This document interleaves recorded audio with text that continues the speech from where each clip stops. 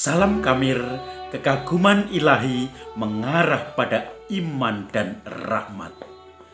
Saudara-saudari yang terkasih,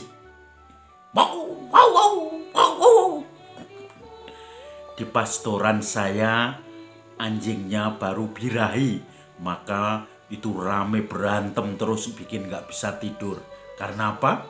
Karena rebutan dan semuanya jadi kacau, hanya memikirkan diri sendiri. Dulu saya teringat ketika saya bertugas di paroki Banjarnegara, Jawa Tengah. Itu saya mempunyai husky yang sangat cantik, namanya Tasya. Panggilannya semua nama aslinya Anastasia. Nah, saudara-saudari yang terkasih, ketika saya pindah ke Pemalang, husky saya diadopsi oleh satu keluarga di Wonosobo yang mempunyai kafe di pinggir Telaga Menjer di sekitar kebun teh, sehingga harapannya bisa untuk jaga, yaitu jaga kafenya kalau malam semua sepi, tidak ada orang. Nah, saya sudah mengingatkan bahwa Tasya ini, husky saya, sangat friendly, sangat ramah kepada setiap orang. Bahkan dia tidak bisa untuk jaga, hanya anjing rumahan yang bisa bermain dengan yang punya, akrab. Tetapi ketika ditempatkan di Wonosobo, di kafe itu, dia diharapkan bisa jaga karena wajahnya yang seperti serigala dan menakutkan. Tapi suatu saat bapak dari keluarga itu nelpon saya, tanya, gimana ini Tasya kok nggak bisa jaga Romo? Ada pencuri malah disambut dengan baik. Dan dia cerita ternyata di CCTV itu kelihatan kalau Tasya yang harusnya jaga, yang wajahnya garang, ketika didatangi pencuri dia malah menyambut dengan muka tersenyum, dengan ekor yang mengibas-ibas seperti mendapatkan kawan baru. Dan tentu saja si pencuri tidak takut, dia kemudian mengelus-elus, memberi makan dog food di samping Tasya, dan akhirnya dia beraksi. Maka kelihatan dari CCTV itu, paginya kelihatan ketika kehilangan, dicek di layar monitor, ternyata Tasya sangat friendly dan pencuri pun disambut. Dia tidak bisa jaga karena dalam pikirannya adalah, kalau saya mendapat teman, kalau ada orang yang memperhatikan saya pasti akan senang. Saya akan mengibas-ibaskan ekor saya tidak akan menggonggong, saya tidak akan meraung-raung atau melengung. Dan akhirnya dia pun diam ketika pencuri dengan leluasa mengambil barang-barang dari kafe. Saudara-saudari yang terkasih, Injil hari ini masih berbicara tentang gembala yang baik. Lanjutan dari bacaan kemarin, Yesus bercerita tentang gembala baik, tetapi sekarang Yesus menerangkan sisi lain, mengkritik orang-orang Farisi. Sebetulnya Yesus ingin mengatakan orang Farisi itu adalah orang-orang upahan, bukan gembala yang baik. Pencuri, orang-orang upahan adalah mereka yang masuk ke kandang dengan melompat tembok hanya untuk mencuri, untuk keuntungan sendiri. Tetapi gembala yang baik adalah masuk lewat pintu kandang domba itu. Dan baunya pun bisa dibaui oleh domba-domba itu.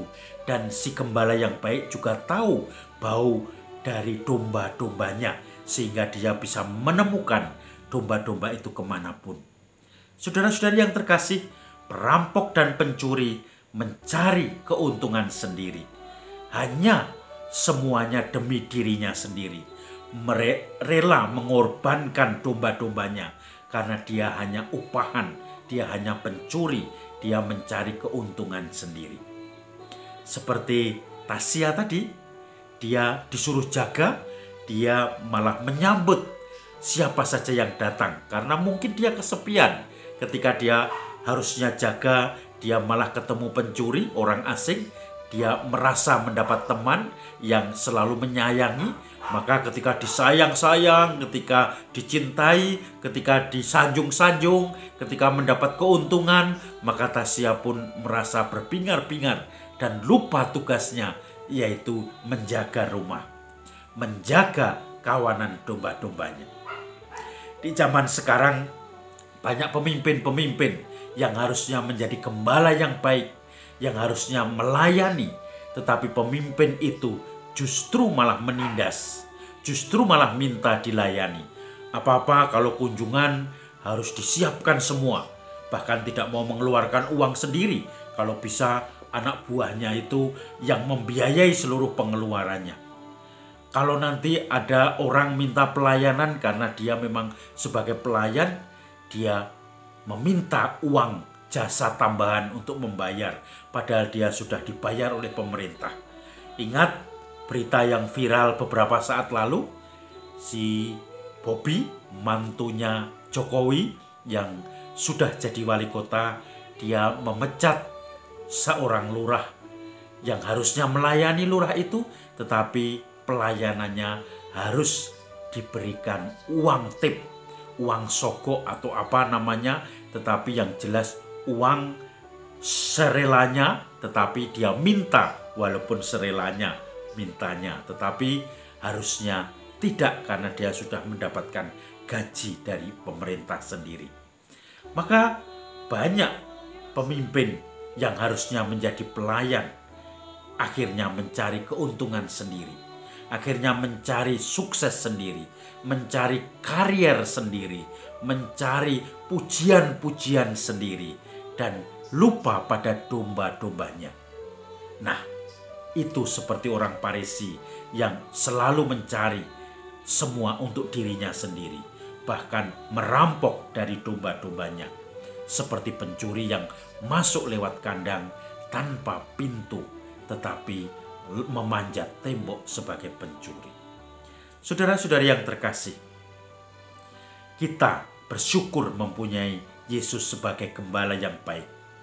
Kita juga berharap setiap orang yang mendapatkan posisi sebagai gembala selalu punya semangat pelayanan. Pertobatan itu bukan sesuatu yang besar-besar. Kadang orang takut kalau sesuatu yang besar, tetapi hanya mengubah pola pikir, mengubah background. Yang tadinya selalu ingin dilayani, coba sekarang berpikir untuk melayani orang lain. Yang tadinya ingin selalu dipuji, coba sekarang memuji orang lain. Yang tadinya selalu berpusat pada egosentrisme, diri sendiri, coba sekarang berpusat pada orang lain. Sekarang memberi perhatian pada orang lain, kalau dulu selalu minta perhatian. Kalau dulu kita selalu meminta, sekarang kita memberi. Kalau dulu kita selalu merasa tidak mampu, sekarang bersama Tuhan Sang Gembala sejati, kita mampu untuk menghadapi tugas-tugas kita. Itulah pertobatan yang sesungguhnya. Sederhana, bukan yang besar-besar. Mari kita masuki pelayanan sebagai gembala baik bagi orang-orang yang dipercayakan kepada kita. Salam Kamir, kekaguman ilahi mengarah pada iman dan rahmat.